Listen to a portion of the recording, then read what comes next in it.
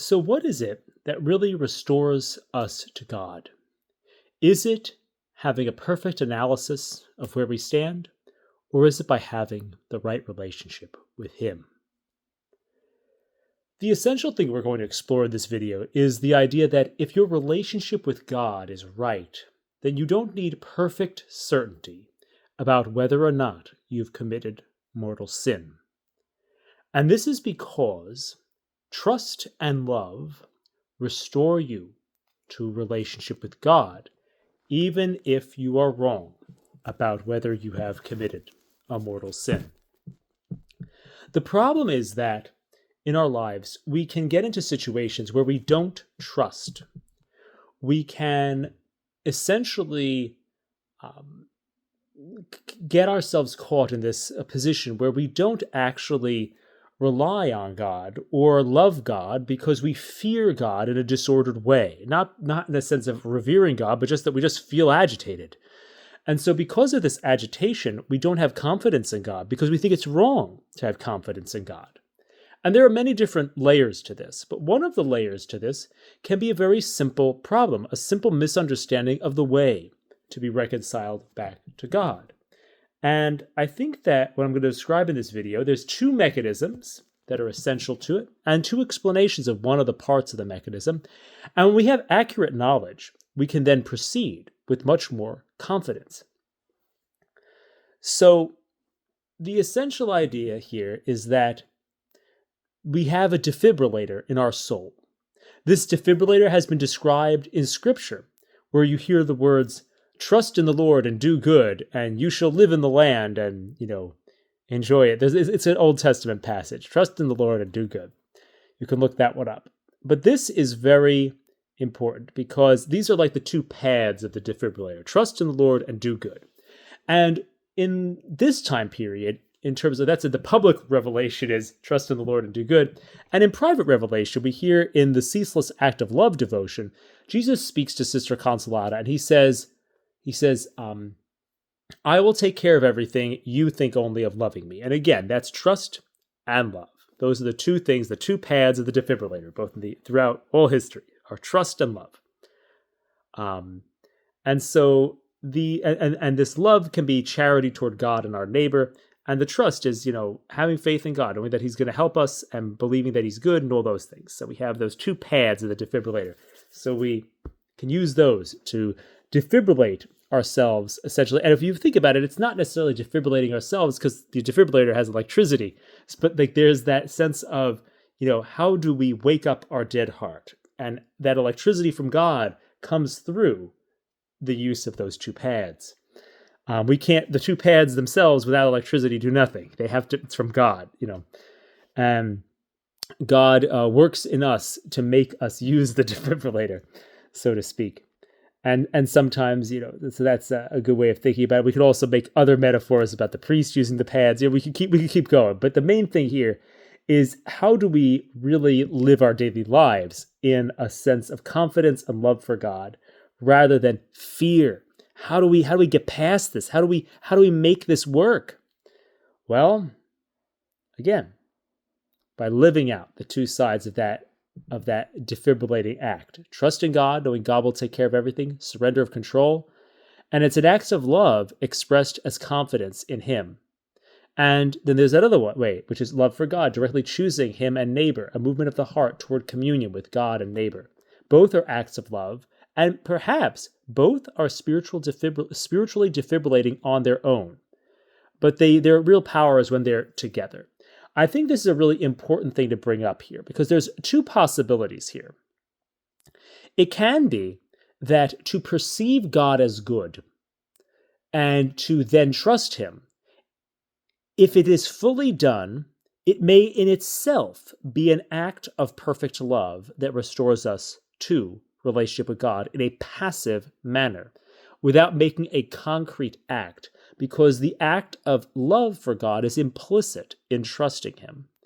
Because if we do not trust a God who is not trustworthy, so we see His goodness and so therefore praise Him to such a degree when we give Him perfect trust that it may in itself be an act of perfect love, restoring us to relationship. Nevertheless, even if this is not true, it may well be true that to make this perfect act of love is going to allow us to see God's goodness to such a degree. This perfect trust will let us see his goodness to such a degree, and I can only proceed from this ordered perception of him, such that the act of love will follow almost instantaneously afterward. And if we have this sufficient perception for complete trust, that in itself motivates and almost, in a way, then brings about almost right afterward an act of perfect love, or an intention of perfect love, at least virtually, meaning that it's even if we don't act on it, this kind of this essence is there. So, this may be those are two different ways of looking at the nature of trust itself. And I think that we could think of this trust also in a very interesting way. We could think about like a dog. That a dog initially, if it's afraid, it comes to you as you give it treats. And then eventually it trusts the person who gives it the treats, and then it loves the person for themselves. That's perfect love. The other one is imperfect love. And the thing is that, attrition doesn't save us. Contrition does. Imperfect love doesn't save us. Perfect love does, meaning that we love God for himself. We love God because he's good, and we want to be good for goodness sake, not because, hey, I just don't want to be punished. And I want God what God can give me. That's imperfect. But it's not, but I think that the thing is, one way we can look at this is that it's like when the dog is being starved, he's not going to want to love the person. If you starve the dog and say, hey, I'm not going to give him anything, so he just loves me for me, that's not going to work. It may very well be that we misinterpret this, that we think that we somehow have to not want God's gifts in order to love him, whereas I think one builds on the other. When we feel fed, we then build that trust. And so I think that the thing we could say is that perhaps a trust that God, when we put everything into God's hands, he's taking care of it. If he's taking care of it, then we love him because he has liberated us from our cares. And so therefore, we could almost say that this imperfect love is the foundation for perfect love, just as grace builds upon nature. And I'm sure that somebody could debate this with me, but I think that there are rational reasons for suspecting that we could frame things in this way as long as we have some nuance. And we can really realize that, that this necessity is there to have this trust in God, essentially. So this trust in God allows us to essentially have our needs met so that we can love him for who he is. Because we're not saying, hey, I'm starving. It's almost like if you're starving, you're going to eat the food before you talk to your friend at lunch, So the thing is, like, maybe we have to kind of know that our needs are met by God before we love God. And that may be the reason why we love God and the reason why we see his goodness. So it's not about stopping there, but it may not be about denying that that's what's going on. Like, it may not be about saying, hey, let me forget about what God's doing for me, nor move through that level and say, let me go around that level. It's like, no, maybe it's through that level that we find our love, our true deepest love for God, because that love is then creaturely and perfected, rather than like, oh, I'm so special, I'm going to go around the back door and love God for himself rather than love God for what he does for me. Maybe we're supposed to go the normal way. So that's that. But maybe another way we could think about this is just simply by understanding trust and love as receptive and active, perfect acts of love. Maybe to trust God that he will take care of everything, and then to focus only on loving him are both in themselves perfect acts of love, or two halves of the same whole, or something like that. This is very important in order to gain freedom from scrupulosity, because when we have accurate knowledge, we are no longer under an experience of threat. If you love God and trust him, and intend to go to confession if needed, this is contained in the catechism that goes with the ceaseless act of love, then you don't need to have perfect certainty about whether you're in a state of mortal sin. You don't need to overanalyze, because you understand that even if you were making a mistake, even if you were wrong, the right relationship would make you righteous. Because the thing is, your trust in God and your love for him would solve the problem anyway. You wouldn't have any problem. So I think that what we have to do is, through this method, we have to, rather than try to find this certainty, which we have this kind of flowing thing. It's okay when you have uncertainty, you could proceed. That's such an important principle in the moral life. When in doubt, it doesn't count. You can walk, so to speak, on water.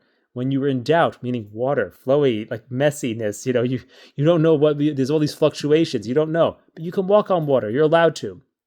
The only thing you're not supposed to walk on is ice. thing is like, if you walk on thin ice, you're going to fall through and you're going to drown. That which would mean like knowing, okay, yeah, I just did some terrible sin, and I know for certain that I sinned it willingly.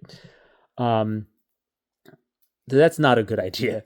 But the thing is, then what you need to do is then you have to maybe break that ice and say, hey, be vulnerable. Say, yeah, by I mean, there's all these metaphors you could make from this. You have to kind of break that ice in some way. And realize, hey, you have to then love God enough that there can be some uncertainty. Then you're back on water. You love God. You kind of throw through the ice. You throw a rock, and it breaks that ice. You throw the rock of the ceaseless act of love. You say, Jesus, I'm sorry. You make a perfect act of contrition. You make perfect acts of love as best you can. And then there's uncertainty, and you can walk on the water again, and intend to go to confession and go to confession as soon as you can. But you can walk on water. You don't have to feel unstable, as long as you have that goodwill. So that's a very important thing. So the thing is, we have to live in uncertainty, but walk on the water. Because most of the time, we don't have perfect certainty about our state, and that's okay. We are meant to walk on the water of trust, not worry about the walking on thin ice. That's not what we're supposed to do. So the big insight is that restoration does not come from perfect self-diagnosis about whether we are in a state of mortal sin or not. It comes from trusting God and loving God, and these together continuously restart the soul like a defibrillator. So you don't need perfect clarity to be restored. You just need a heart that trusts and loves. We don't need clarity, we need charity. That's what it's all about. And so that's what's really important. So that's a very interesting thing. And I think that this is very helpful to our spiritual lives. And I hope this is beneficial to you as you think about how to love God and how to have that freedom in loving God rather than the fear of overanalyzing the self.